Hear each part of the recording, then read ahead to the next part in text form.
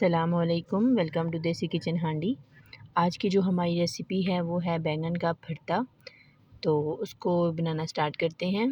तकरीबन हमने 1 किलो जो है वो बैंगन ले लिए हैं और हर बैंगन को इस तरह 2 बराबर हिस्सों में काट लिए हैं। और अगर बीच में ख़राब वगैरह हो तो आप उसको निकाल के अलग कर सकते हैं। अब हम कढ़ाई में ज़्यादा सा तेल डाल के उसके अंदर इसको अच्छे से फ्राई कर लेंगे। अगर आपके पास ज़्यादा बैंगन है तो आप इसको 3 से 4 बार भी फ्राई कर सकते हैं। ऑयल में एक दफ़ा ये गट्ठे ज़्यादा से बैंगन जो है वो नहीं डालने, क्योंकि इस तरह से फिर वो अच्छे से फ्राई नहीं हो पाएंगे। तो मैंने तकरीबन 2 दफ़ा इसको फ्राई करना है, क्योंकि एक दफ़ा में सारे फ्राई नहीं हो पा रहे।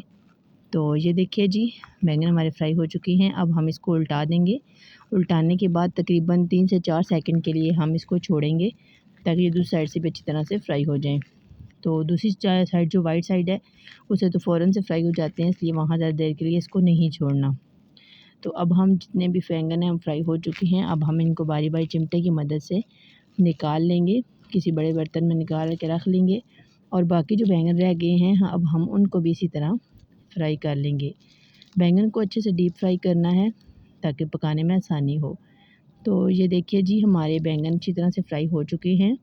अब हम बैंगन का जो छिलका है उसको अलग कर लेंगे। तो मैं ये छुरी की मदद से इसको उतार रही हूँ। आप अगर चाहें तो इस तरह हाथों की मदद से भी ईज़िली आप इसको उतार सकते हैं।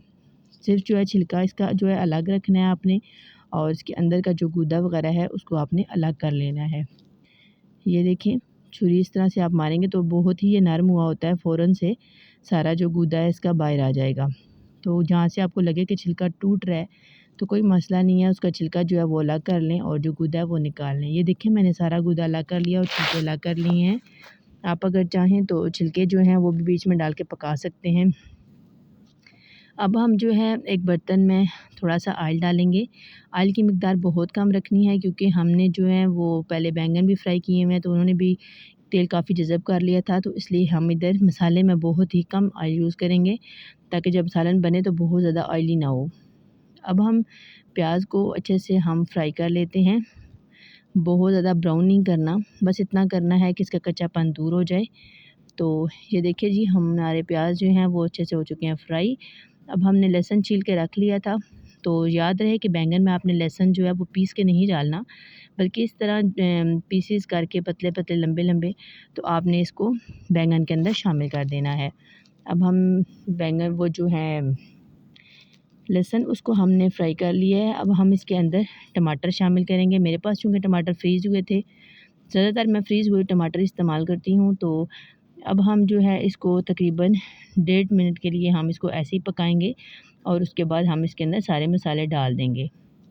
तो तकरीबन ये देखिए जी, हमारा 1.5 मिनट हो चुका है। अब हम इसके अंदर नमक हाफ़ टेबल स्पून और हाफ़ टेबल स्पून सूख मिर्च और हाफ़ टेबल स्पून हल्दी और हाफ़ टेबल स्पून ज़ीरा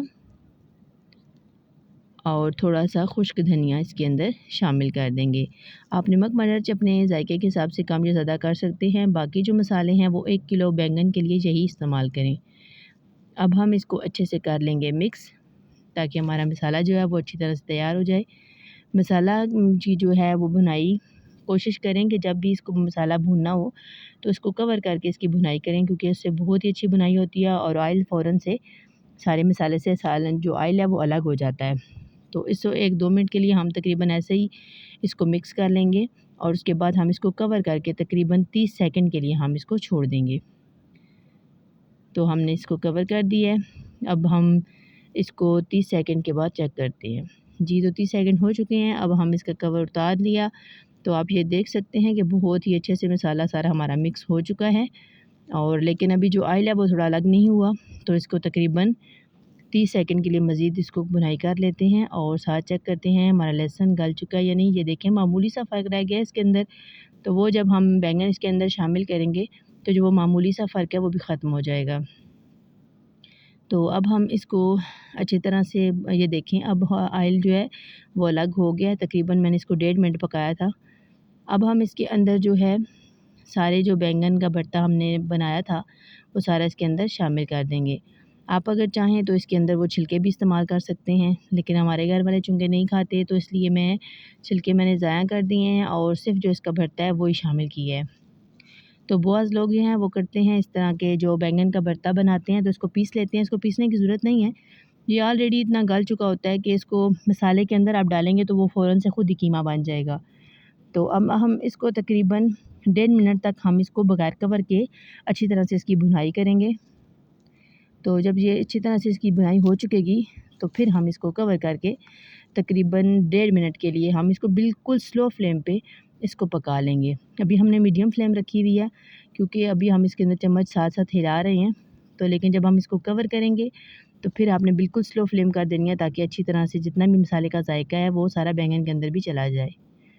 तो ये देखें बहुत ही अच्छी तरह से हमने इसकी भुनाई कर ली है। जहाँ से आपको लगता है कि बैंगन थोड़ा बड़ा है तो वहाँ चम्मच की मदद से आप इस तरह करके इसको तोड़ सकते हैं।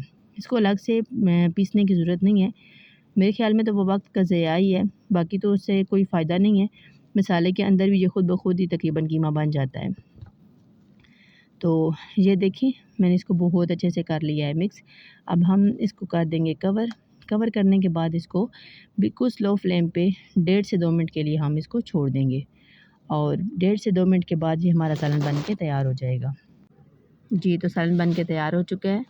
जी, तो हमारी रेसिपी घर पर ज़रूर ट्राई करें और फिर ये कैसी बनी ये हमें कमेंट सेक्शन में ज़रूर बताएं। और अगर आप हमारे चैनल पर न्यू हैं तो लाजमी हमारे वीडियो को लाइक करके सब्सक्राइब कर दें ताकि आने वाली हर वीडियो की नोटिफिकेशन आपको सबसे पहले मिल सके। मिलते हैं एक नई वीडियो के साथ, तब तक अपना बहुत ख्याल रखिएगा। अल्लाह हाफिज़।